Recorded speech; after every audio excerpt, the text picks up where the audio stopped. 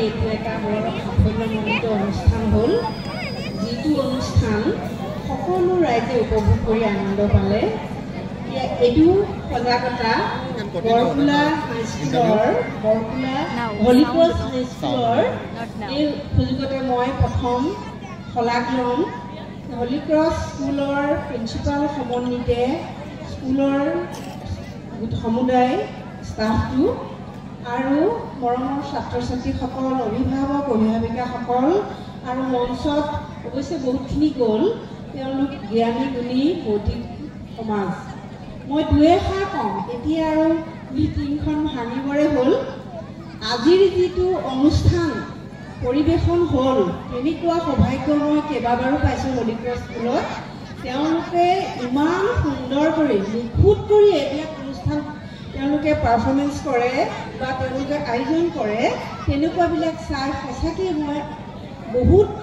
শলাগ ল'বলগীয়া বহুত ধন্যবাদ দিবলগীয়া আৰু আজিৰ যিটো অনুষ্ঠান বিশেষভাৱে সমাজ সচেতনতা অনুষ্ঠান এই অনুষ্ঠানটো গাঁৱে ভূঞে হ'লে মই ভাবোঁ যে আমাৰ সমাজত বহুত ব্যক্তিয়ে উপকৃত হ'ব প্ৰথম কথা এনেকুৱা সজাগতা অনুষ্ঠানত শিক্ষাৰ প্ৰয়োজন শিক্ষা মাধ্যমটো যিয়েই নহওক ইংৰাজী হওক অসমীয়া হওক যিয়েই নহওক কিন্তু প্ৰথম কথা সজাগতা লাগিব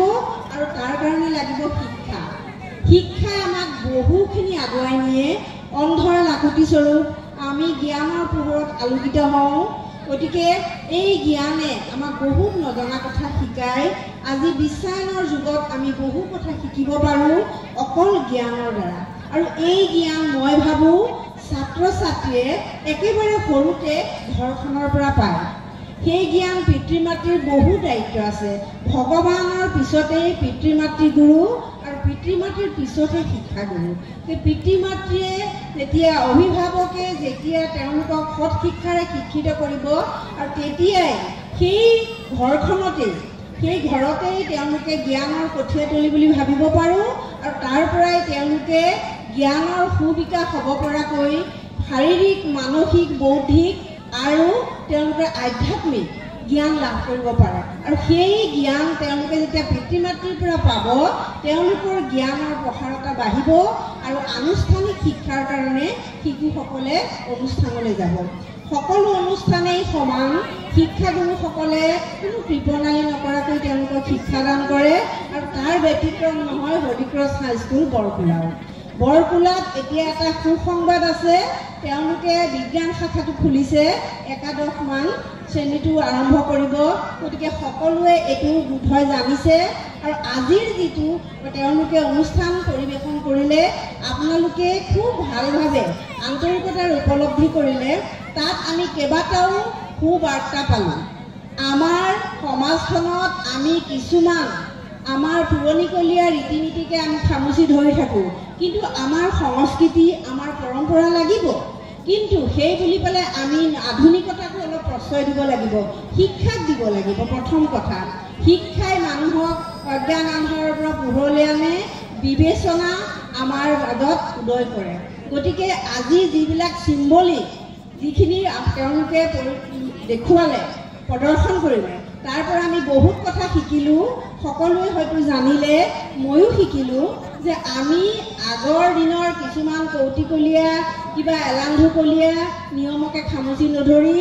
আমি বিজ্ঞান কাৰিকৰী স্বাস্থ্য সকলো দিশতে পাৰ্গত হ'ব পৰাকৈ আমি শিক্ষা লভিব লাগিব এতিয়া যুগটো হৈছে কি আমি আগবাঢ়ি যোৱা এখন দেশৰ লগত যদি উন্নত মানদণ্ডৰ শিক্ষাৰে শিক্ষিত নহয় তেতিয়াহ'লে খোজ মিলাই যাব নোৱাৰিব ল'ৰা ছোৱালী ছাত্ৰ ছাত্ৰী উভয়ে শিক্ষিত হ'ব লাগিব চৰকাৰেও এই ক্ষেত্ৰত যথেষ্টখিনি অৱদান দিছে যথেষ্টখিনি জলপানীৰ ব্যৱস্থাও কৰিছে যাতে ল'ৰা ছোৱালী বা বিশেষকৈ ছাত্ৰীসকলে সমানে খোজ মিলাই পুৰুষৰ সমানে আগবাঢ়ি যাব পাৰে বেছি কথা ক'বলৈ মোৰ এতিয়া মন যোৱা নাই কাৰণ সময়ো শেষ হৈ আহিল কণ মইনাহঁতো যাবগৈ লাগিব শেষত মই ক'ব লগা কথাখিনিও বাৰু ৰাখিলোঁ সকলোকে ধন্যবাদ জ্ঞাপন কৰিছোঁ আৰু এই ছাত্ৰ ছাত্ৰীসকল আৰু আগবাঢ়ি যাব বহুত ষ্ট্ৰেট ফৰৱাৰ্ড ল'ৰা ছোৱালীখিনি আগতেও মই দেখিছোঁ এতিয়াও দেখিছোঁ আৰু স্কুলখনৰ মই উত্তৰ কামনা কৰিছোঁ এনেধৰণে আগবাঢ়ি গৈ আমাৰ ৰাজ্যতে নহয় বাহিৰতো গৈ যাতে তেওঁলোকে সুনাম অৰ্জন কৰিব পাৰে তাৰ কাৰণে সৈনিকৰ ষ্টাফক মই বহুত ধন্যবাদ জনাইছোঁ আৰু সকলোকে শেষত ধন্যবাদ জনাই মই মোৰ সৰু বক্তব্য মই নাজানো কিবা যদি ভুল হৈছে ক্ষমা কৰিব সামৰণি মাৰিছোঁ ধন্যবাদ।